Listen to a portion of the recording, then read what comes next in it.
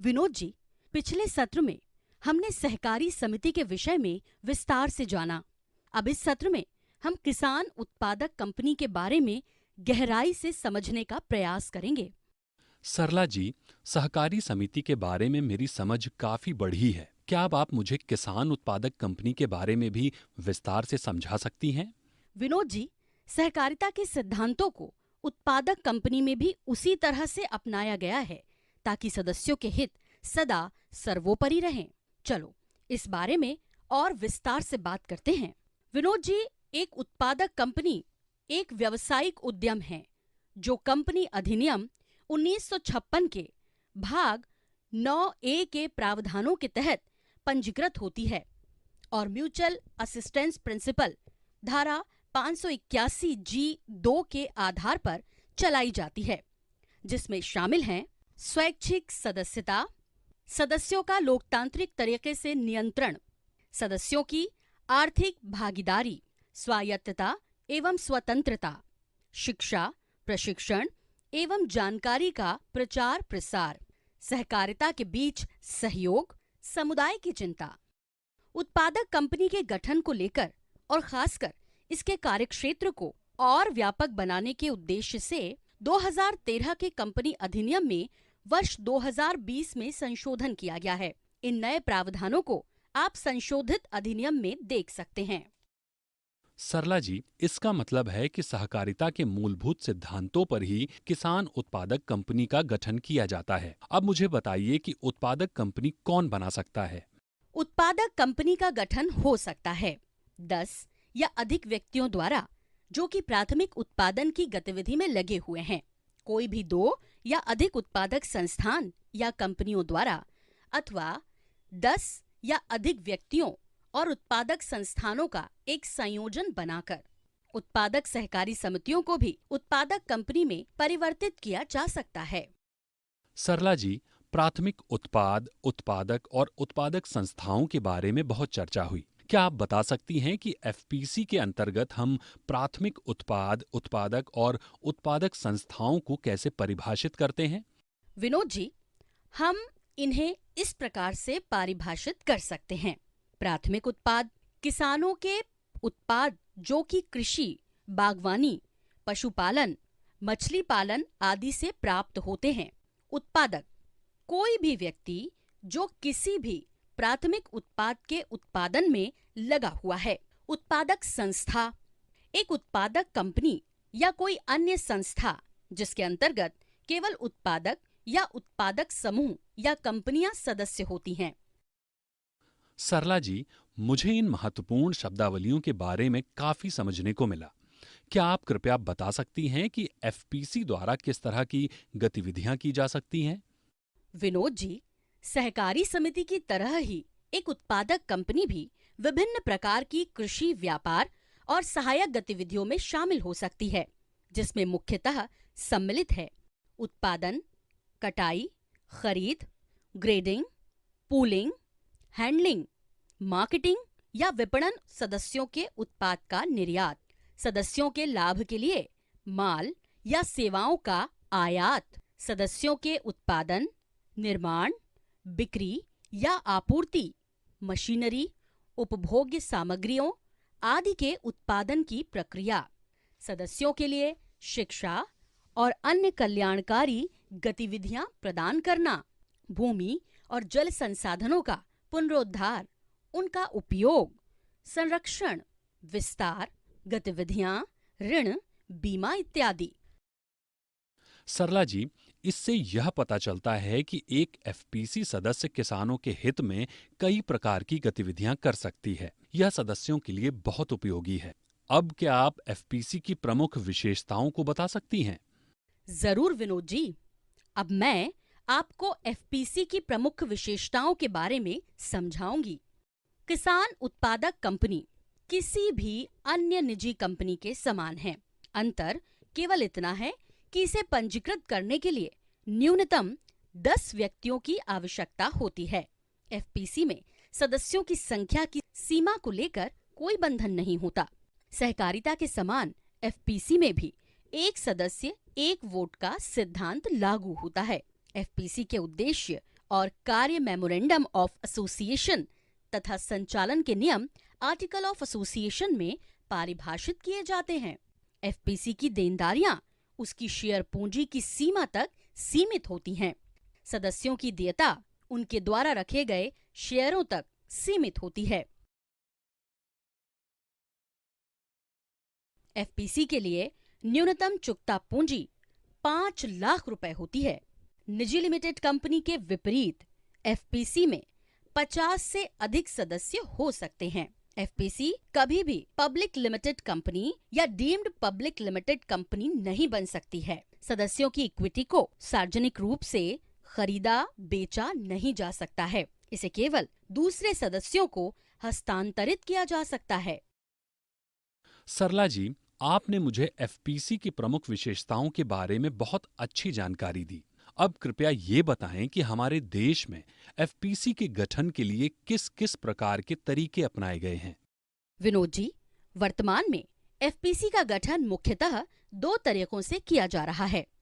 पहला तरीका है शुरू में ग्राम स्तर पर किसानों को संगठित करके प्राथमिक समूह जैसे कि किसान हित समूह या उत्पादक समूह बनाए जाते हैं और फिर इन समूहों को संगठित कर एफपीसी का गठन किया जाता है, जैसा कि हम इस डायग्राम में देख सकते हैं। दूसरा तरीका है व्यक्तिगत किसान। प्राथमिक समूहों का गठन किए बिना सीधे एफपीसी के सदस्य और अंशधारक बनकर उसका गठन करते हैं, जैसा कि हम इस डायग्राम में देख सकते हैं।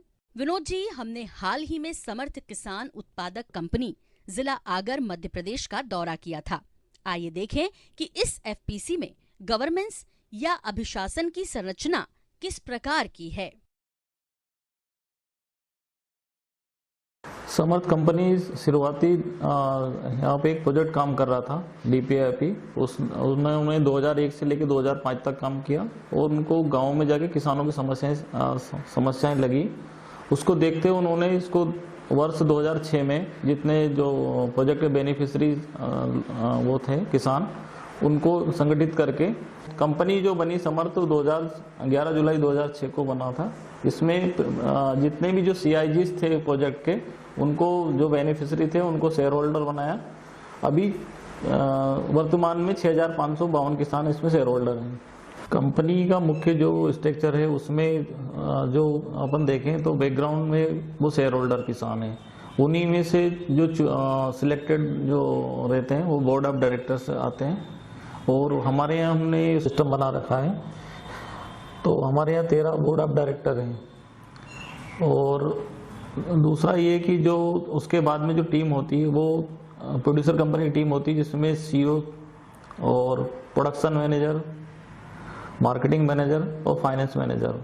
उसके बाद में जो अगली जो कड़ी है, जो शेयर होल्डर और कंपनी के बीच में जो कड़ी जुड़ी हुई है वो है सर्विस प्रोवाइडर। उसका अहम रोल होता है कि वो जो किसानों की जो ज़रूरत है उनको कलेक्ट करते हैं और वो कंपनी तक पहुंचाते हैं और कंपनी की जो गतिविधियां हैं वो किसानों तक पहुंचाते हैं। तो वो 2-3 गांवों के बीच में एक सर्विस प्रोवाइडर है, जो करीबन 200-250 किसानों के बीच में एक सर्विस प्रोवाइडर रहता है। तो जो सारी चीज़ें तकनीकी कृषि की जो तकनीकी ज्ञान है, कंपनी के जो प्रोडक्ट हैं उनका प्रचार प्रसार वो सर्विस प्रोवाइडर के माध्यम से होता। और उनकी जो डिमांड होती है, क्या क्या उनको खरीदना है, दवाई खरीदना, कितना खरीदना, बीज कितना लेना है किसान शेयर होल्डर किसान को, वो सारी जो डिमांड है वो कलेक्ट करके कंपनी तक लाते हैं। सरला जी, इस वीडियो से काफी उपयोगी जानकारी मिली, लेकिन मैं आपसे अनुरोध करूंगा कि आप एफपीसी की अभिशासन संरचना और उसके काम करने के तरीके के बारे में थोड़ा और विस्तार से समझाइए। विनोद जी, इसे समझने के लिए हम एफपीसी के 3 प्रमुख स्तंभों और उनके अंतः संबंधों को समझने की कोशिश करते हैं। एफपीसी के 3 मुख्य स्तंभ होते हैं।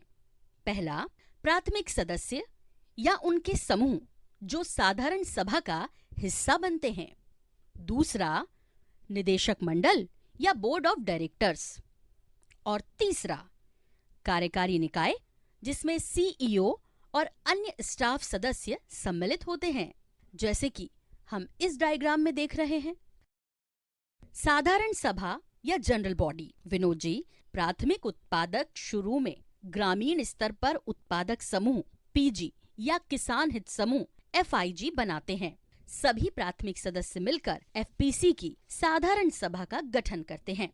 साधारण सभा एफपीसी में निर्णय लेने के लिए सर्वोच्च निकाय है, जो बोर्ड और प्रबंधन को रणनीतिक दिशा निर्देश देती है, समय समय पर उनकी गतिविधियों की समीक्षा करती है और इसके साथ ही सदस्यों के प्रति जवाबदेही को सुनिश्चित करवाती है। निदेशक मंडल या board of directors. Vinod ji, FPC के बोर्ड के गठन के लिए प्राथमिक सदस्य सीधे या अपने समूह के माध्यम से सदस्यों का चयन करते हैं। बोर्ड में निदेशकों की संख्या 5 से 15 सदस्यों के बीच हो सकती है। निदेशक मंडल साधारण सभा के प्रति जवाबदेह रहता है। बोर्ड कार्यकारी निकाय को रणनीतिक मार्गदर्शन प्रदान करता है और उसकी गतिविधियों की नियमित रूप से निगरानी करता है। कार्यकारी निकाय या executive body. Vinod ji, FPC की दिन प्रतिदिन की गतिविधियों की योजना बनाने और उनका निष्पादन करने के लिए कार्यकारी निकाय बनाया जाता है, जिसका गठन एक मुख्य कार्यकारी अधिकारी यानी सीईओ और अन्य सदस्यों की नियुक्ति करके किया जाता है। एफपीसी की कृषि व्यवसाय से संबंधित गतिविधियों के विस्तार के साथ बोर्ड के अंतर्गत कुछ कार्यात्मक समितियां जैसे उत्पादन समिति, प्रसंस्करण समिति, मार्केटिंग समिति आदि का गठन भी किया जा सकता है। इन समितियों का गठन 1 या 2 निदेशक के नेतृत्व में किया जाता है, ताकि कुछ विशिष्ट कार्यों के लिए त्वरित निर्णय लिए जा सकें। विनोद जी, निदेशक मंडल और कार्यकारी निकाय दोनों ही साधारण सभा से उनकी सभी गतिविधियों के लिए दिशा निर्देश और अनुमोदन प्राप्त करते हैं। साधारण सभा सभी सदस्य किसानों को एफपीसी के निर्णय लेने की प्रक्रिया में भाग लेने के लिए एक मंच प्रदान करती है। इस प्रकार सभी 3 महत्वपूर्ण स्तंभों जैसे कि साधारण सभा, निदेशक मंडल और कार्यकारी निकाय एक दूसरे पर निर्भर रहते हैं और एफपीसी के लक्ष्यों को प्राप्त करने के लिए संयुक्त रूप से प्रयास करते हैं। विनोद जी, क्या आप इस सत्र में मिली सीख को संक्षेप में दोहरा सकते हैं? जी बिल्कुल सरला जी, इस सत्र में जो सीखने को मिला वह बहुत ही ज्ञानवर्धक है। मैं यह जान सका हूं कि उत्पादक कंपनी या एफपीसी सहकारिता और कंपनी का एक मिला जुला रूप है।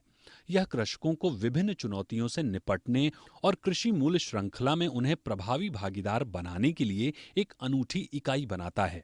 एफपीसी के बेहतर कामकाज के लिए 3 महत्वपूर्ण स्तंभों साधारण सभा, निदेशक मंडल और कार्यकारी निकाय के बीच उचित समन्वय जरूरी है।